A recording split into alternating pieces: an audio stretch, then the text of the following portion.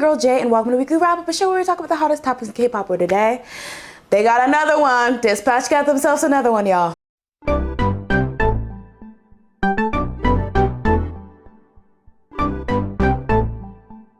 Start off with the biggest news of today. Zico from Block B and Seolhyun from Aewen are dating. Dispatch has reported that the two are dating and have been so for at least 5 months. In the report, Dispatch provided pictures of the two from May to July, just basically sneaking around on secret dates, stating that at times Zico would pick Seolhyun up from Aewen's dormitory, and on other occasions Seolhyun would actually go to Zico's house for dates. Now, as awesome as it is to hear about couples in the K-pop world, I can't help but, feel a little bit scared or sorry for Seolhyun. As many of you may recall, she had a scandal a while back along with her member Jimin, where they garnered a lot of hate and controversy for not being able to correctly identify a Korean historical figure. And even though there's nothing wrong with dating, it seems like every time somebody is revealed to be dating, it's only a short time before netizens and haters start demonizing them and bringing up their past scandals, and just like all around going out on this witch hunt for them. And since her and her group have already been surrounded by scandal and controversy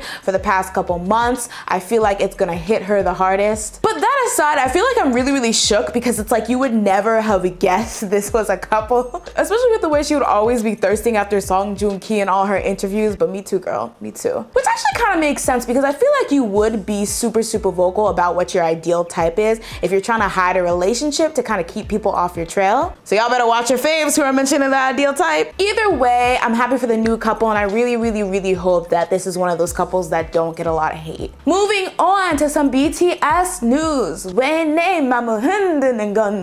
a couple days ago, a good portion of ARMY, the fan club of boy group BTS, home of visual legend Kim Taehyung, were super confused when they couldn't access BTS's Twitter account. For those of you who don't know, BTS are super active on Twitter, and it's one of the main ways they interact with their fans, so you can imagine a lot of ARMY were concerned when it suddenly was seemingly deactivated. What was even more confusing was that while some fans were having these issues, other fans could access the account fine. Now, from what I heard, it was Europe and North American users that were having trouble accessing the account. I know personally I couldn't access it on mobile nor my PC, but I did have some other North American friends who could see it fine. Now, while it's pretty obvious that the situation was a glitch, things got pretty heated when a rumor started circulating that the issue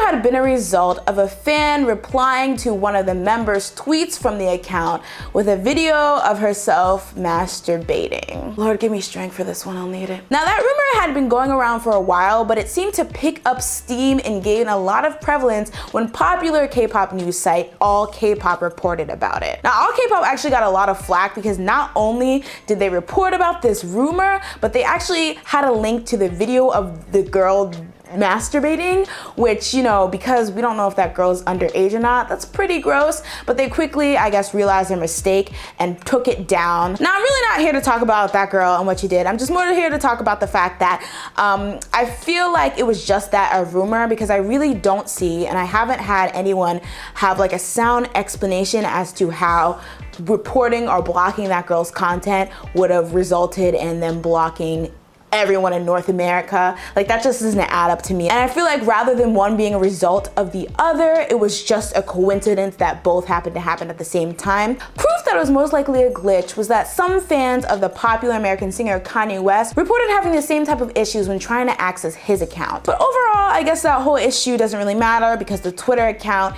is back up and running, and I can finally download those J-Hope selfies. On a side note though, although what the girl did was really nasty, I will never be a proponent of cyberbullying. So rather than going to her account and sending her hate, I saw a lot of people were just reporting the video and the content, which I feel like is fair. Although I don't know how much luck you can have, because I'm pretty sure you can have graphic content on Twitter. It's just behind a warning. And I also thought it was quite interesting that the whole issue has kind of brought up people's behavior towards celebrities on Twitter and social media, because although what this girl did was super extreme, it's not really the first time that vulgar type of things and words were directly added to a famous person's account. And while I know y'all love to call your faves zaddy and tell them to choke you with their eyelashes. I feel like let's keep that knot in their face. That's a bit much. Last story of the day, Blackpink, the new group out of YG, ended all of your faves. Apparently they're gone now because Blackpink came through.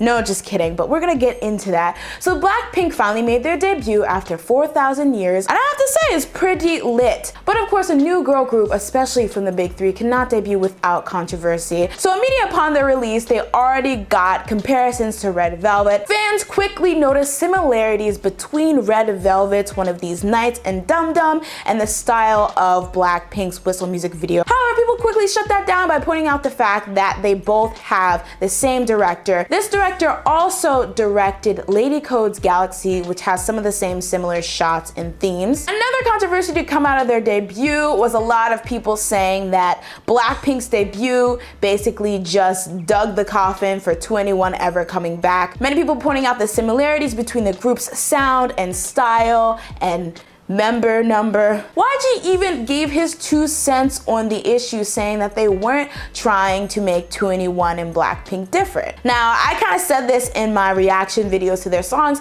but I'd be lying if I said that they didn't give me 2NE1 vibes. But I feel like you have to remember that YG, just like most big three companies or companies who've been around for a while, kind of have a style and a theme. And I feel like there's a certain way things coming out of YG are gonna sound, just because, you know, they do have their in-house producers that they use a lot. And no matter what they do, they tend to hover around that hip-hop EDM genre. But I do think that now that Blackpink is in the game, they'll definitely get a lot of attention and promotion from the company and just a lot of focus in general, as YG tries to grow their popularity and fan base. But if 2NE1 doesn't make a comeback in a while, I don't really think that's Blackpink's doing, just more that YG didn't have any plans for them anyway. Which is why I stay salty about that supposed summer comeback.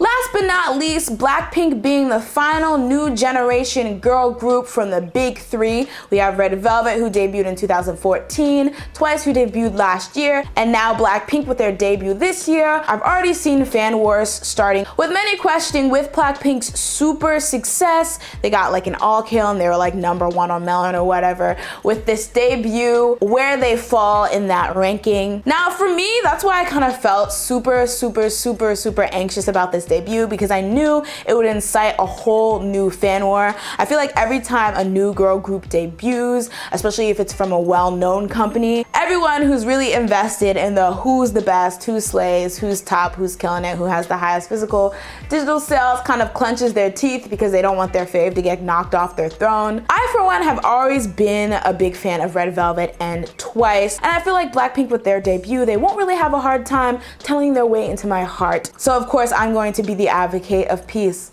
love, friendship.